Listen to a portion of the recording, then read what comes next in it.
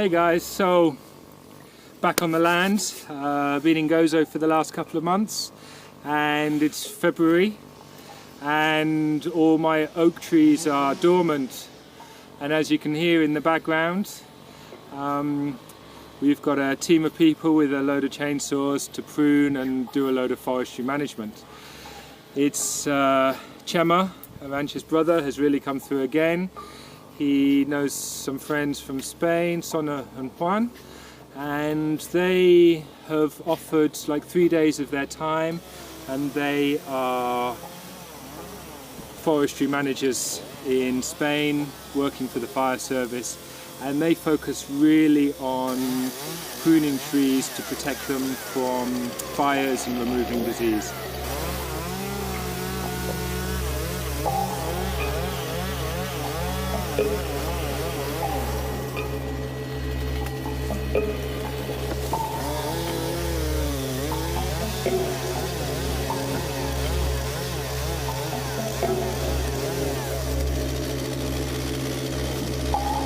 We got here, we started work straight away, so we're 2 days in. This is the last day that they're going to be here, and we've done lots of work. The forest has actually moved.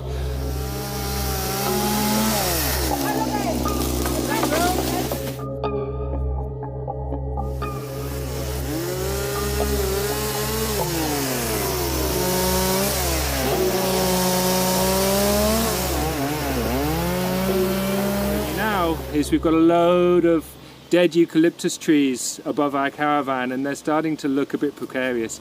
So we're going to remove all the dead trees, and yeah, it's going to be fun, because if the trees go the wrong way, then maybe it lands on the caravan. So we're hoping that ain't going to happen.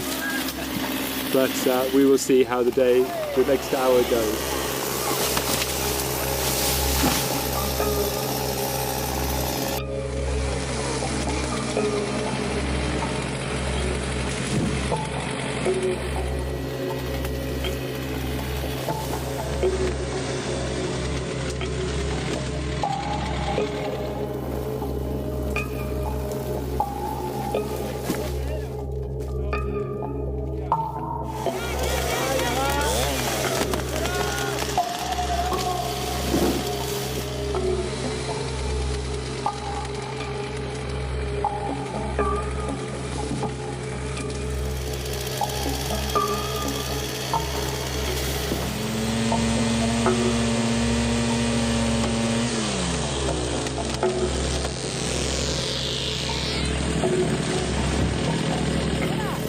Cuidado, puede rodar.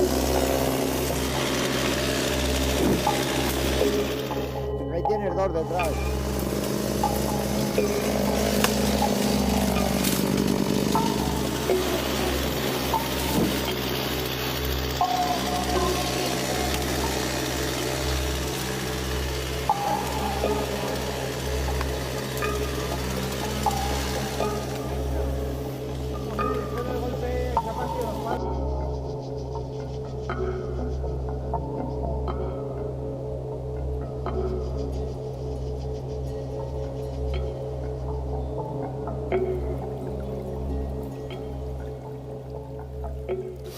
So we're at Xavier's land. What's the name of the land, Xavier?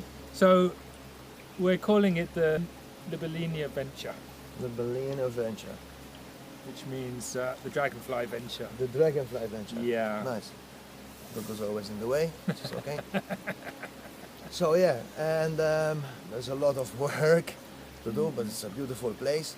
And I want to invite Xavier to tell us a bit what we're doing here and what the project is about, and I'll leave it to Xavier.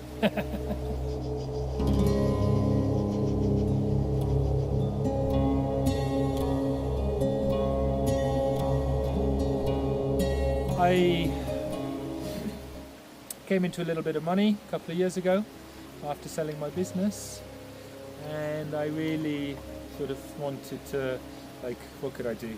I could travel around the world and enjoy myself, or actually do something useful.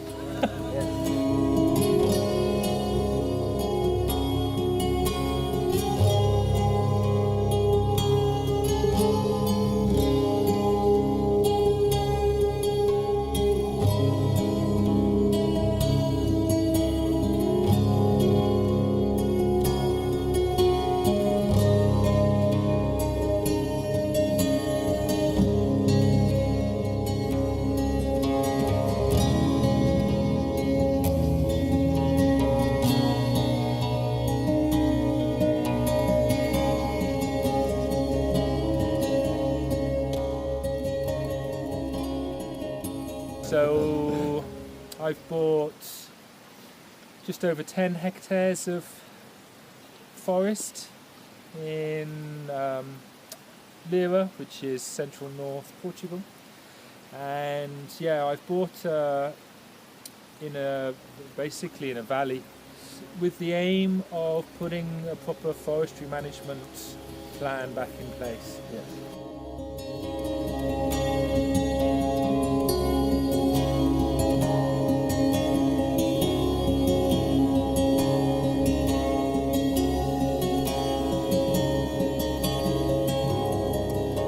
Land now 2 years. The first year I did nothing on the land. I actually had an agreement with the original owners that they continued managing the land. They were a beautiful family, they had their vegetable beds, and they continued managing the land because all I wanted to do was observe. Yeah. Observe the sun, observe the wind, Yeah. think about how we interact with the land, because this is the thing. Nature knows what it's doing, Yeah. but Always. our interaction With it. between living in nature in harmony and not destroying the resources that we have.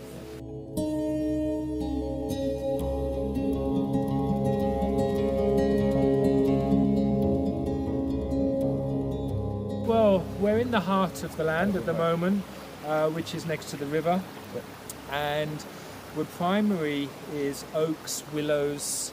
That's sort of the main But in the in the general heart. area, But there's then- a lot of eucalyptus, yeah? Yeah, so that covers about a hectare, the heart, and the rest of it is eucalyptus.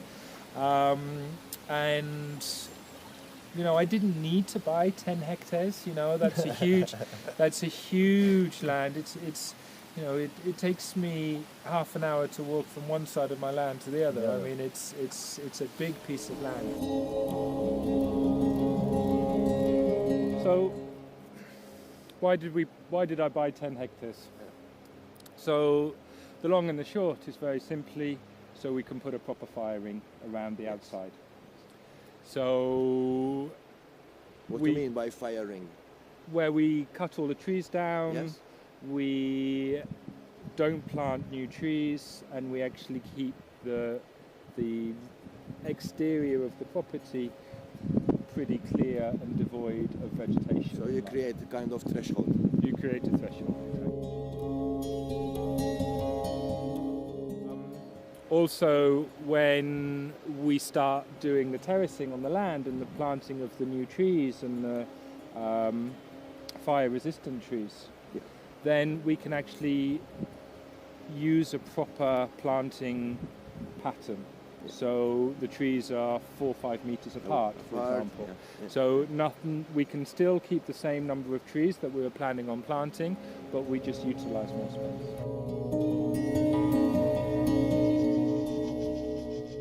So a big part of the overall fire management plan that we're looking to put over the land is also water catchment and water storage. What the plan is I've got 1, 2, 3, 4 high points on my land, and on top of those high points we're going to put reservoirs, and we're going to do natural pools and lots of different types of water storage. And these will be fed from the river. We'll put ram pumps which run 24 hours a day, and they will constantly pump up. And then we're going to terrace the land, and we're going to put in swales. Okay. Now, swales are basically ditches that are filled with organic material, and this absorbs water. So all of these things will mean that we're actually allowing the water to catch. The organic material absorbs more water, and therefore we increase the amount of water in the soil and in the land. This In itself, it's a kind of a fire breaker as well. No? in itself, that's it. It's a fire prevention, because if you've got wet soil, green organic matter, again, and no fuel, it's like that's it. pretty much in control. Even if there is a fire, it's easier to control now. Exactly. Very simple. If you don't give a fire fuel, it's not going to work.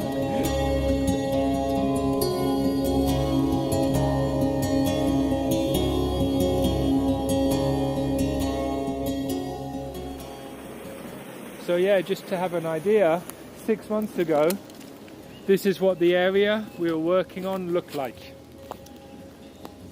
You see all the brambles, everything, fallen trees, dead trees, just everything. Huge fire hazard. You know, a fire goes through there, it's going to light everything. So, and then if you look at what we've done, yeah, you can see that terrace is now cleaned, the trees are looking healthy, and we have much more space, and we have a big supply of firewood, we have a big supply of building materials, and yeah.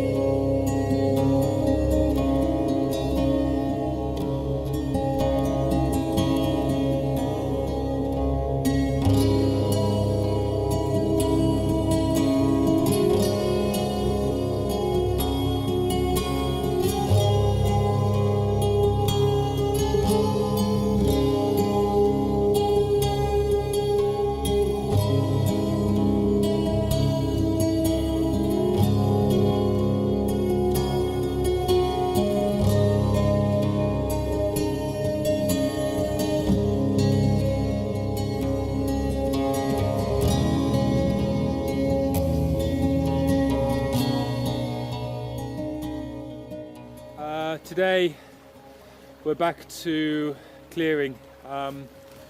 We have all of this section to start collecting all the wood from the guys who pruned it. You can see it's still a lot of work, but no, we made really good progress yesterday. Hopefully we're going to finish this section. So what we have to do is we need to basically come in and start cutting the woods into manageable lengths, and all the pieces that we can keep that we'll either use for firewood at a later stage, building materials, we will store, and the rest of it I'm afraid we're going to have to burn, because yeah, we still haven't got our shredder. But no, it's going to be another good day. We're 9 days into the mission of pruning and clearing this section. My back is killing. I think everyone is really tired, but yeah, we're still full of energy and we're gonna make it happen.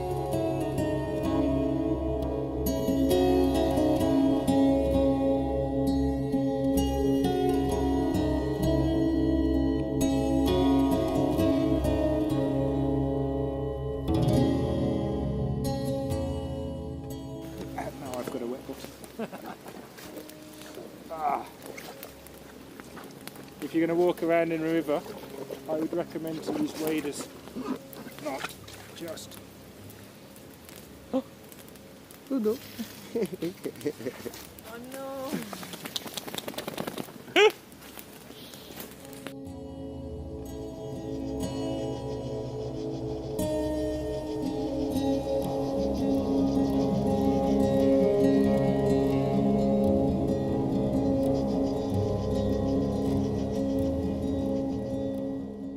We've got a lot of wood that we need to burn. I tried to find a shredder.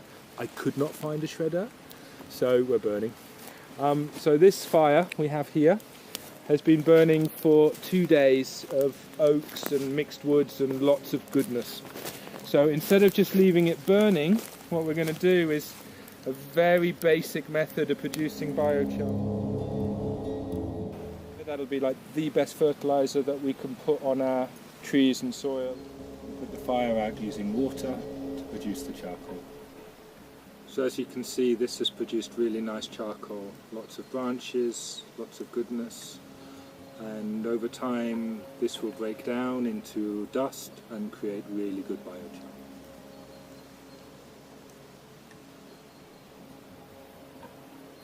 This is the charcoal we made in the last few days. We're just mixing a little bit with our compost to go into our tomato vegetable base.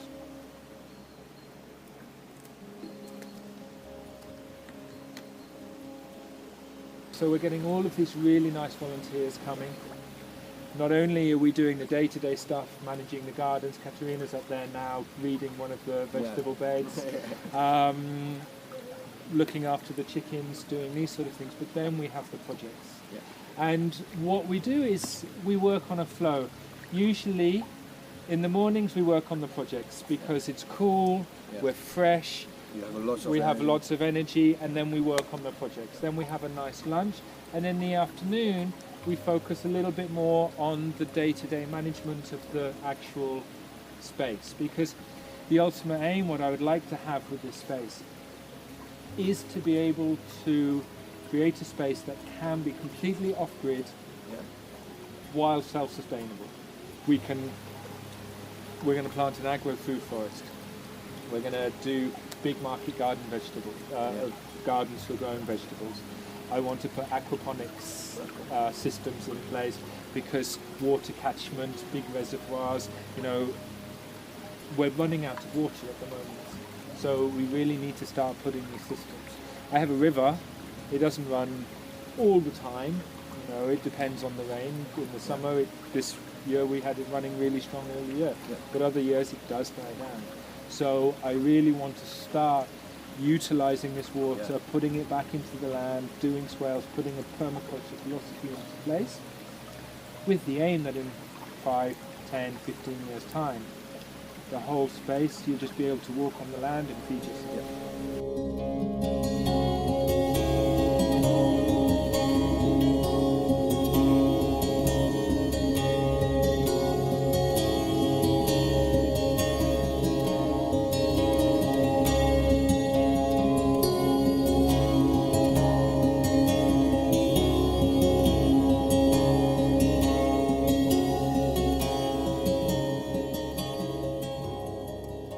So the transformation that we've made in the last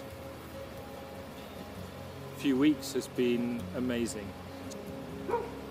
And I'm really grateful to all the volunteers who came and put their beautiful energy into these 2 weeks. And yeah, I can't thank you enough.